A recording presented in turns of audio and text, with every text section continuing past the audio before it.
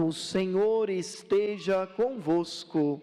Ele está no meio de nós. Proclamação do Evangelho de Jesus Cristo, segundo Mateus. Glória a vós, Senhor.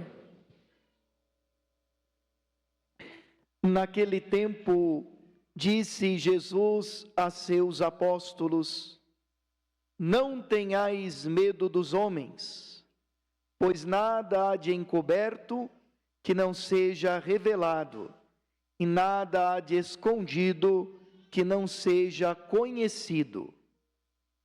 O que vos digo na escuridão, dizei-o à luz do dia.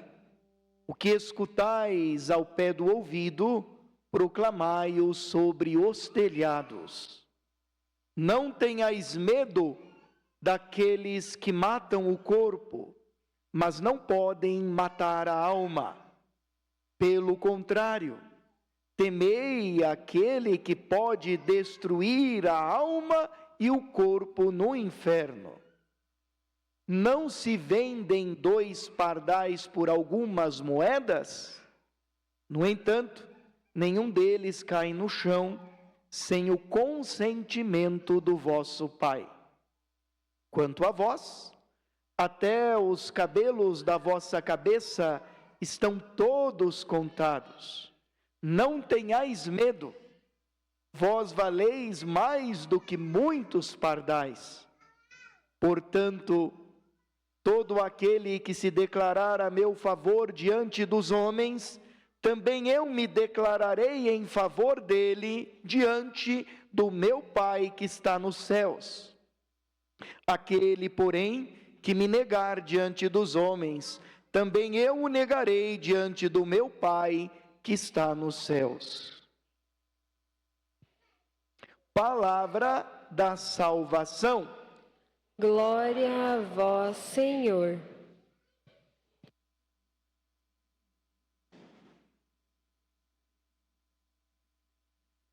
Amados irmãos e irmãs, nesta retomada do tempo comum, a partir desse ano litúrgico que estamos celebrando, o ano do evangelista São Mateus, que é o evangelista que fala do advento, da vinda do reino de Deus a partir da pessoa de Jesus Cristo, que é o nosso Salvador.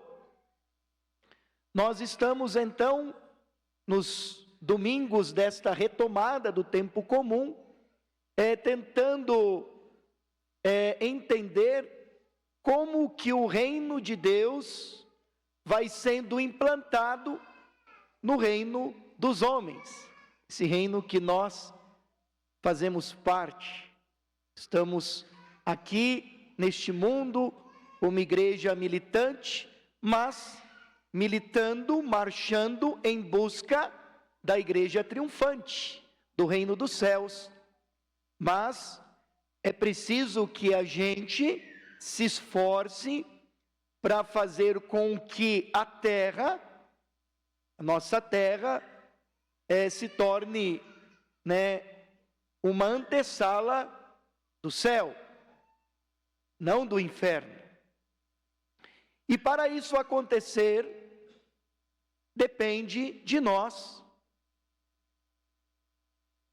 Jesus, ele veio para instaurar o reino de Deus nesta terra, a partir de sua pessoa.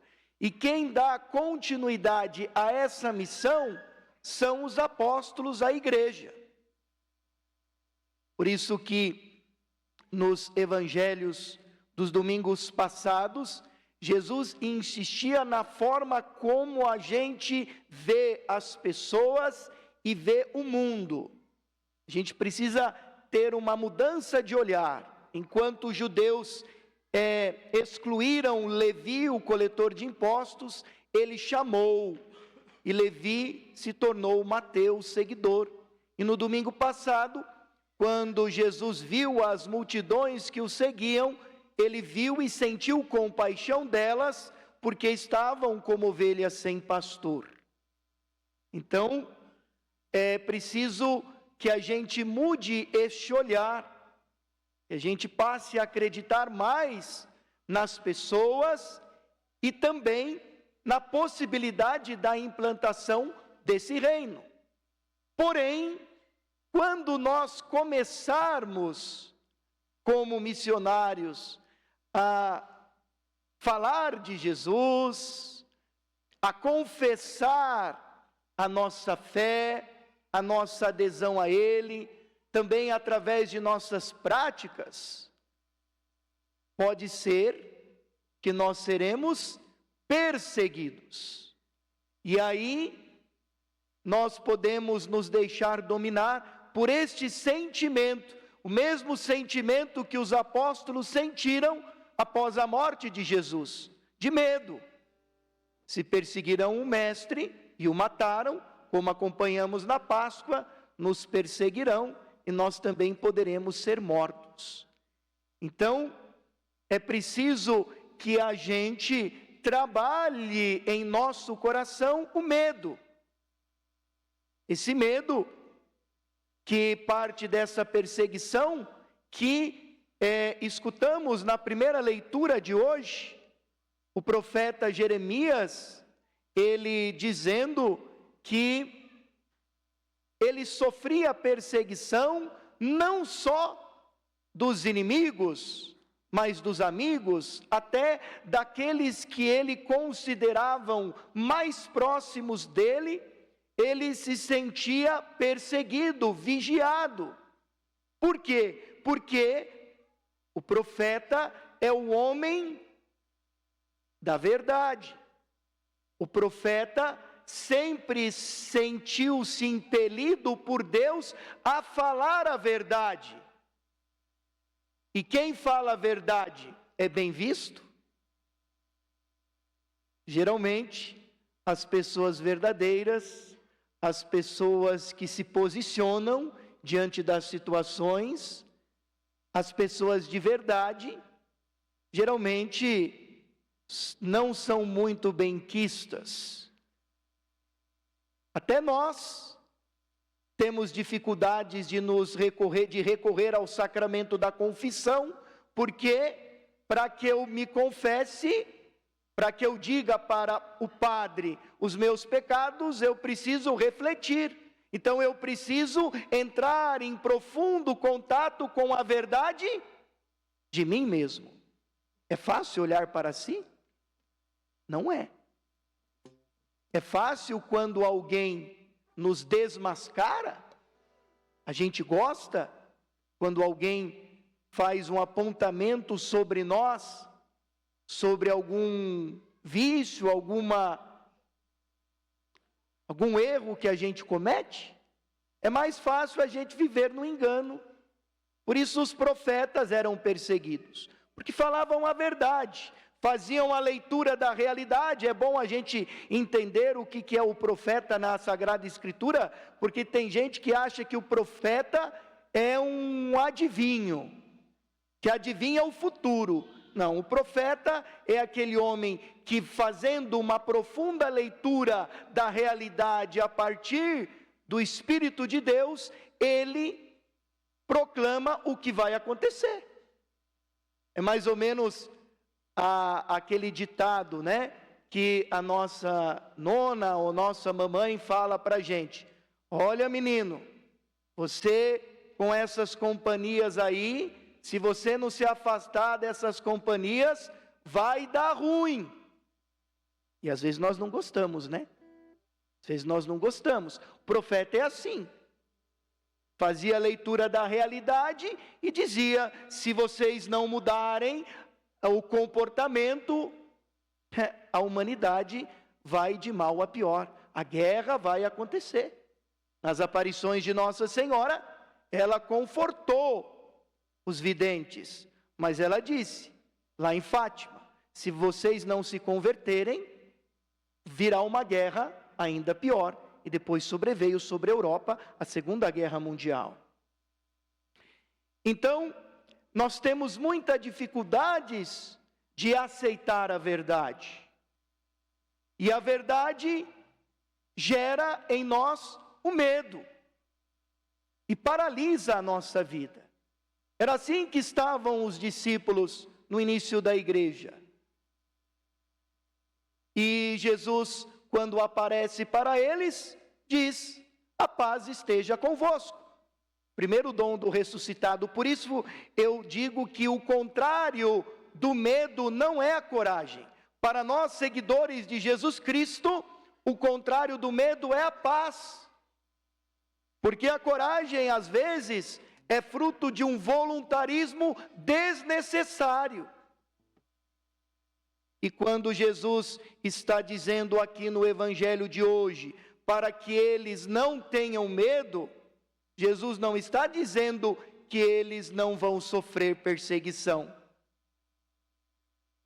Tanto que Jesus vai dizer: não tendes medo daqueles que matam o corpo. Porque Jesus sabia que eles seriam perseguidos e mortos como ele. Então, quando Jesus diz: não tenhais medo, ele não está dizendo que não haverão problemas, perseguições e cruzes por nós seguirmos ele. Muito pelo contrário, ele está dizendo: não tenham medo, porque vocês podem não se dar bem nesta vida, mas vocês se darão bem depois da vossa passagem como eu junto do Pai. Por isso que ele vai dizer: quem não tem vergonha de confessar a mim diante dos homens, de confessar que me ama e me segue diante dos homens, eu vou testemunhar a favor dele diante do Pai. Então, muitas vezes, o mundo faz com que nós nos posicionemos de uma forma a se omitir diante de situações que até mesmo nós, como cristãos, achamos que está errada. Muitas vezes, para a gente não se indispor com aquele grupinho de pessoas, de amigos que me favorecem, eu escuto um monte de coisa e fico quieto. Imagina, não vou me posicionar, não vou falar, porque se eu falar, às vezes em nome até de bens materiais, nós não confessamos a nossa fé. Às vezes eu tenho lá minha empresa, meu comércio, né? Mas não tem lá uma Nossa Senhora Aparecida, não tem lá um crucifixo, porque vamos respeitar a fé de todos. Vai que uma pessoa da outra igreja vem aqui e não queira comprar, não queira fazer negócio comigo porque eu sou católico. Então está vendo como muitas vezes alguns interesses, por medo de perder alguma posição, por medo de ser rejeitado, a gente se omite, a gente não confessa, não professa a nossa fé em Jesus Cristo. E às vezes está num grupo e tem comportamentos que são totalmente contraditórios, né, aquilo que nós cremos. E nós sabemos que a partir do momento que nós viemos na igreja, como vocês estão, a maioria deve vir todo domingo ao menos na missa, os rostos são sempre parecidos. Quando você faz alguma coisa lá no seu trabalho, alguma coisa que o povo acha de errado, o que eles falam? Logo você que é católico, que vai na missa todo domingo. Aquilo que é a perseguição que sofreu Jeremias. Mas na segunda leitura de hoje, Paulo nos ajuda a responder essas pessoas. Porque Paulo vai dizer que onde aconteceu o pecado, superabundou a graça. Ou seja, o pecado nunca é bom, mas o pecado de Adão e Eva nos fez ver o amor e a misericórdia que Deus tem por nós. Por isso cantamos na vigília pascal, ó feliz culpa de Adão. Não que a culpa foi boa, que o pecado foi bom, mas o pecado nos fez ver como Deus nos ama, como Deus não desiste da gente. Então quando alguém te cobrar, mas você não é de missa diária, missa de semana, e está fazendo isso, você diz: filho, então que você reze que eu continue indo, porque eu indo já estou fazendo isso, calcule se eu não fosse. Então, menos mal, seria bem pior. Onde aconteceu o pecado, superabundou a graça. Então, a gente precisa entender que Jesus quer construir o seu reino através de nós, através do nosso testemunho, através da forma paciente, pacífica, como nós enfrentamos o nosso dia a dia. Não ter medo de confessar e de professar a nossa fé. Se os primeiros cristãos não tivessem dado a vida, nós estaríamos aqui? A nossa igreja é fundada no sangue de Jesus e dos mártires. Tanto que todos os altares, antes de serem consagrados, tem que ter a relíquia de um mártir. Porque essa igreja foi construída no sangue de Cristo na cruz e no sangue dos mártires. Alguns historiadores dizem que a conversão de Constantino foi uma conversão de ocasião, porque ele viu que estava muita gente se convertendo. Quanto mais ele perseguia e matava os cristãos, mais pessoas se convertiam, ou seja, mais marketing ele estava fazendo. E aí ele falou: é melhor eu me converter, que esse povo vai dominar o império. E por que o povo se convertia? Porque via a forma como os primeiros cristãos morriam no Coliseu. Vendo a forma pacífica, paciente, como eles enfrentavam as feras. Enquanto todo mundo corria desesperado, os cristãos ficavam lá com um sorriso no rosto: come aqui, leãozinho, que eu vou contemplar o meu Senhor. E aí os caras se perguntavam: mas o que esses caras têm? Eles não correm, eles não se desesperam, eles são tão pacientes diante das feras. Porque eles creem num homem, e esse homem é Jesus. E esse homem prometeu para eles que para eles não ter medo de quem mata o corpo, mas ter medo daqueles que matam a alma. Então tenham medo das pessoas, das instituições e das situações que te afastam de Deus. Essas coisas que nós precisamos evitar.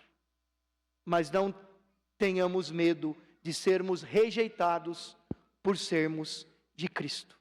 Não tenhamos medo de confessarmos e professarmos a nossa fé.